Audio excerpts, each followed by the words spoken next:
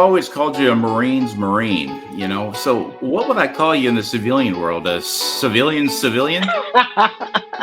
I think James. That's what I've been called a lot, right? It took some time to get used to that. You're a likable guy. You're smart. I mean, you're intelligent beyond your years. You're genuine. You're sincere, and you also have that Marine mentality. You got that junkyard dog in you, but you can also sit down with folks that may be having a really bad day, and you can get into them and you can help heal them. Now, I just spent the day at Camp Hope in Houston yesterday, where they have 115 veterans down there that are really struggling with life challenges and have really struggled with drug dependency and alcohol since getting out of the military. Now, I know we've talked about all the good that you have experienced since your transition, but what has been one of the most difficult parts of transitioning from the Marine Corps to the civilian sector?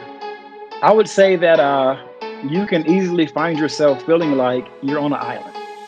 You're on a deserted island and there's nobody else around. Regardless of how much support you got and things like that, which is all great, right?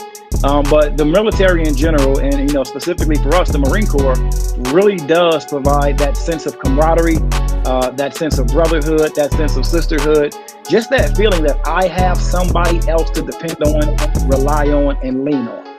And so when you remove yourself from that situation, it can feel lonely. I like to explain it in the sense of a barbecue grill, right? Because I love to barbecue, I love to grill out.